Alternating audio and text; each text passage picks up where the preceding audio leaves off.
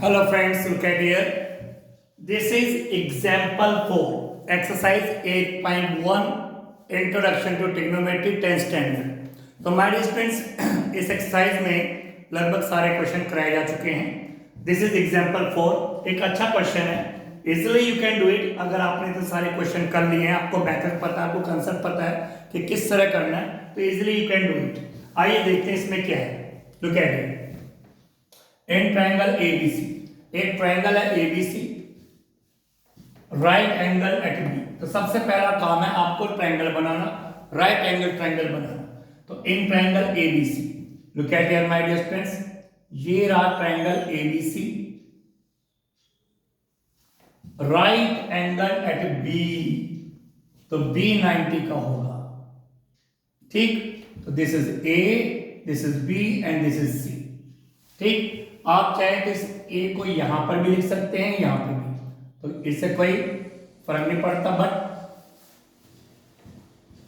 ए B C, यह right angle triangle A B C. अब यहां पे क्या है, if tan A, angle A given है, तो ये वाला एंगल यहां पे गिवन है, इस एंगल को ध्यान में रख के चलना है. अगर आप ए को यहां रखते तो ये वाला एंगल होता, हमें क्या होता है, इजी इस एंगल को देखने में होता है. इस एंगल को देखने में हमें दिक्कत होती है, हमें इस एंगल को देखने में इजी होता है. तो अगर यहाँ पे ए है, एंगल ए, तो आप इसको अगर ए मानेंगे तो आपको ज्यादा इजी होगा, बट इट्स ओके. अब हम इस हिसाब से करेंगे. तो tan a की वैल्यू क्या है माय डिस्टेंस 1. वो कह रहा है tan a इक्वल 1. आइए, tan a इक्वल 1. अगर आप अगली वाली एक्सरसाइज कर चुके होते तो हम किसी और तरीके से भी इसको कर सकते थे, वैल्यू के बेस पर, लेकिन यहाँ रेशो के बेस पर ही करना है. tan a, तो tan a 1/1, न्यूमेरेटर के नीचे डिनोमिनेटर. और आपको पता ही है कि p b p अपॉन h h b. ठीक है जी, A B P upon H H B. ये साइन का रेशो है, ये कोस का रेशो है, और ये tan का रेशो है. ठीक है, तो tan का रेशो होता है परपेंडिकुलर अपॉन बेस. तो this is P and this is B. Perpendicular upon base, P upon B, perpendicular upon base.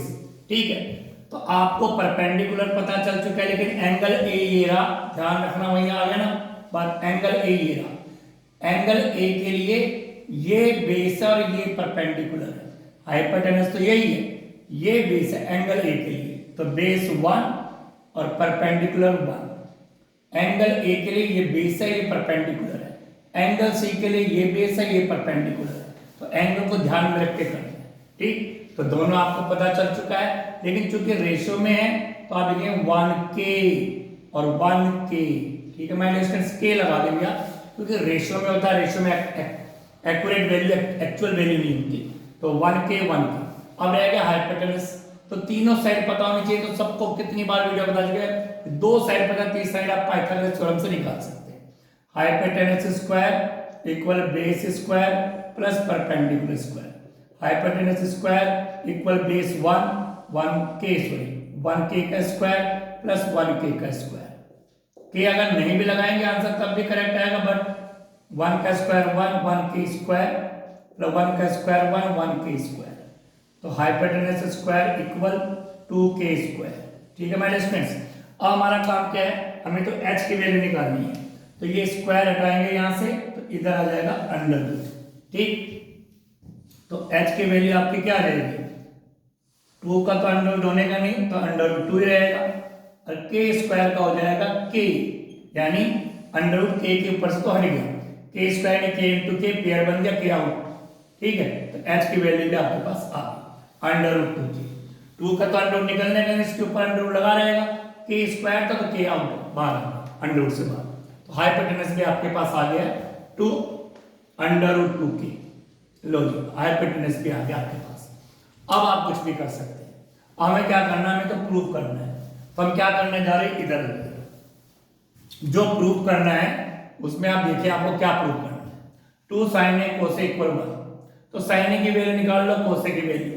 जब आपको परपेंडिकुलर पर सारा पता है तब तो आपको इस सारी तो सबसे पहले मैं साइन ए निकालने जा रहा हूं। साइन ए का रेशो होता है पी अपॉन एच। साइन ए का रेशो होता है P upon H. Angle A के लिए परपेंडिकुलर ये रहा 1K और हाइपोटेनस ये रहा √2K। ठीक है मेरे स्टूडेंट्स, के से क्या हो गया कैंसिल।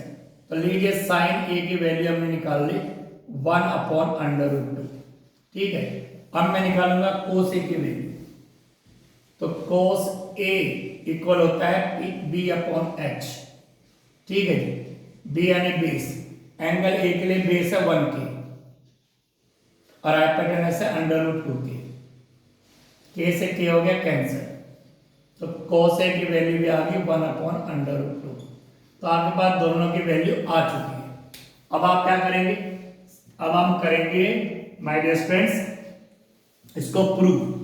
तो हम कैसे प्रूव करेंगे इसको, देखिए हमने लिया लेफ्ट हैंड साइड LHS, ये है लेफ्ट हैंड साइड, ये है राइट हैंड साइड। तो लेफ्ट हैंड साइड लिया हमने 2 sin A cos A। ठीक है जी, अब वैल्यू पुट करनी है, बस और कुछ नहीं करना। 2 into या इक्वल में 1 लाके चलिए, कोई लेफ्ट हैंड साइड नहीं कोई राइट हैंड साइड नहीं, सीधा वैल्यू पुट कर दी। sin A की वैल्यू क्या है my dear friends 1 upon √2 into cos A की वैल्यू क्या है 1 अपॉन √2। ठीक है, इक्वल में 1। अब इनकी मल्टीप्लाई हो जाएगी 2 1 जा 2 2 1 जा 2, ऊपर तो आ गया 2 और √2 के √2 से करेंगे 2, इक्वल में है 1। ठीक है माय डियर फ्रेंड्स, मल्टीप्लाई तो करना है 2 1 जा 2 2 1 जा 2 2 आ गया, √2 के √2 से करें 2 या 2 से 2 कैंसिल, तो 1 इक्वल 1 प्रूव्ड। हमने इसको इसके इक्वल प्रूव कर दिया। तो I hope you understood this question. Thank you very much.